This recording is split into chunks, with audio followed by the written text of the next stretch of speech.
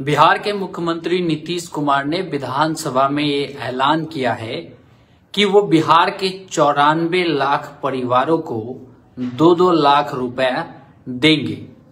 अब ये 94 लाख परिवार कौन हैं?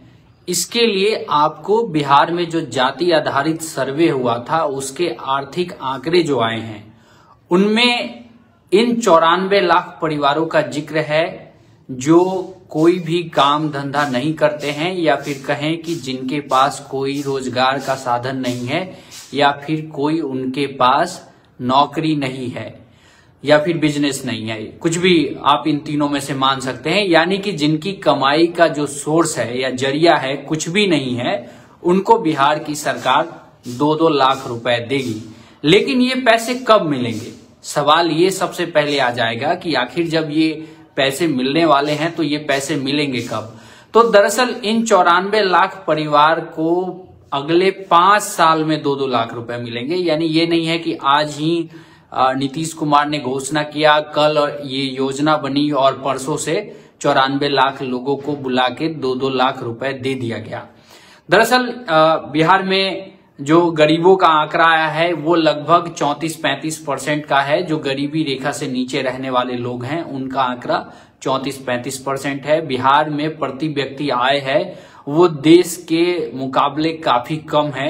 बिहार में प्रति व्यक्ति आय लगभग 54,000 के आसपास है, जबकि राष्ट्रीय औसत यानी पूरे देश भर में प्रति व्यक्ति आय लगभग 1,72,000 रुपए है। इससे कहीं ना कहीं नीतीश कुमार इस योजना के जरिए कुछ गरीबों का कल्याण तो करना ही चाहते हैं, लेकिन साथ में वो अपने वोट बैंक को मजबूत करना चाहते हैं। लेकिन यहाँ पे जो हम बात कर रहे हैं कि ये जो 2-2 लाख रुपए 94 लाख लोगों को मिलने वाले हैं, ये पैसे कहाँ से आएंगे? दरअसल आप लोग की जानकारी के लिए मैं बता दूं कि बिहार में अगर इस योजना को पूरी तरीके से लागू किया जाए तो बिहार को लगभग 2.5 लाख करोड़ रुपए का खर्चा करना होगा। बिहार सरकार को 2.5 लाख करोड़ रुपए का अलग से प्रबंध करना होगा। इसी के वजह से बिहार सरकार के पास इतने पैसे नहीं है। इसी के वजह से बिहार सरकार ने इस योजना को 5 साल में पूरा करने का लक्ष्य लिया है।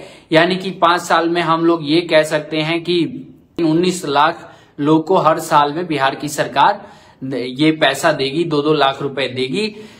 लेकिन यहाँ पे मैं बहुत ज्यादा इस चीज को लेके हैरान हूं कि आखिर ये 2.5 लाख करोड़ रुपए आएंगे कहां से, क्योंकि बिहार की जो आर्थिक स्थिति है वो इतनी अच्छी नहीं है जहां पे इस तरीके की योजनाओं को बहुत ज्यादा लागू किया जा सके। आप लोग अगर कर्नाटक की बात करें, महाराष्ट्र की बात करें, तमिलनाडु की बात करें, वहां तो बिहार से ज्यादा आर्थिक समृद्धि है, लेकिन फिर भी इस तरीके की योजना अभी तक कोई भी राज्य चलाने में सक्षम नहीं हुआ है क्योंकि उनके पास पैसों की कमी है।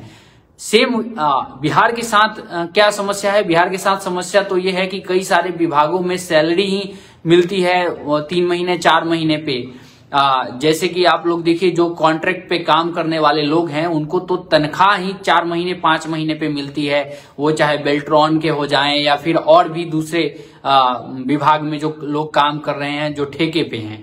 तो यहाँ पे 2 लाख रुपए देना कोई ये आसान काम नहीं होगा नीतीश कुमार के लिए। ये वोट बैंक की पॉलिटिक्स है।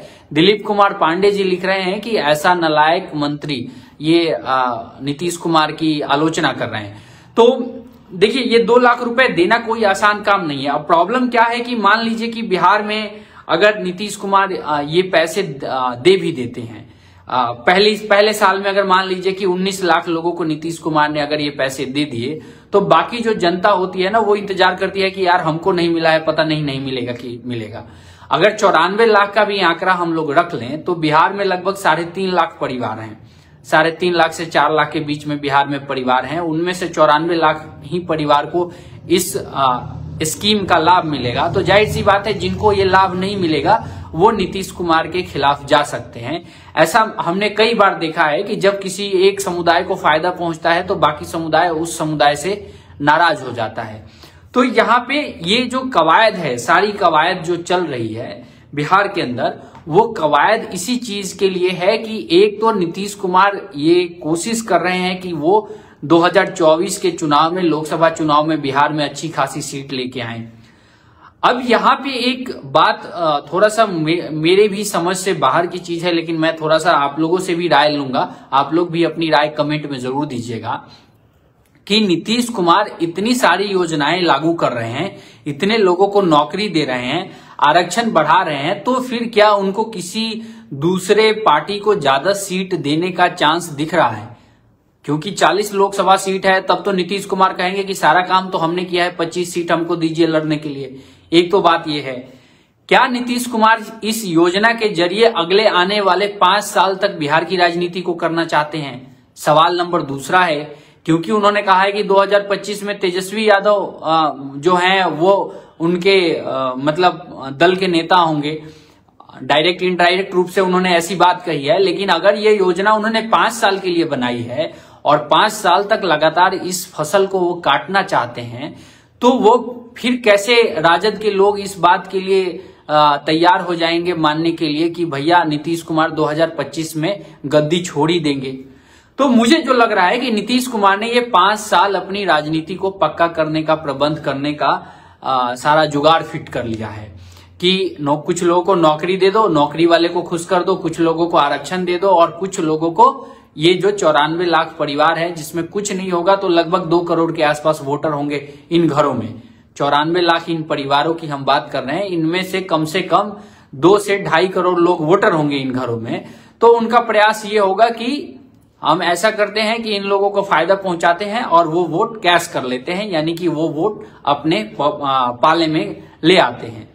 समस्या यहाँ पे नीतीश कुमार के लिए यही हो सकती है कि वो जिनको देंगे, अब होता है ना गांव में ही देखिए, किसी को अगर वो जो घर बनाने के लिए पैसा अगर मुखिया दे देता है तो, और जिसको नहीं मिलता है वो मुखिया के खिलाफ हो जाता है। हम लोग को बहुत बड़े लेवल पे समझने की जरूरत नहीं है। लाभ किसी को मिलता है तो किसी और दूसरे को नहीं मिलता है। मान लीजिए मुझे घर बनाने का पैसा मिल गया और मेरे भाई को नहीं मिलता है, तो जिसने मुझे पैसा दिया होता है वो मेरा भाई उसके अगेंस्ट में खड़ा हो जाता है कि यार इसने मेरे भैया को दिया लेकिन मुझे नहीं दिया तो भाई मैं क्यों वोट करूं इन्हें, इनको जिसने दिया था उन्होंने इनको वोट किया। तो यहाँ पे नीतीश कुमार जो ये 2 लाख रुपए प्रति परिवार देने की बात इन्होंने जो विधानसभा में कही है 94 लाख परिवारों को, ये 5 साल में दिया जाएगा, यानी हर साल 19 लाख के आसपास लोगों को दिया जाएगा। और इससे एक बात जाहिर हो जाता है कि जो राजद के भी कुछ मित्र जो बहुत ज्यादा उत्साहित रहते हैं कि 2025 में नीतीश जी गद्दी छोड़ ही देंगे, वो बहुत मुश्किल लग रहा है।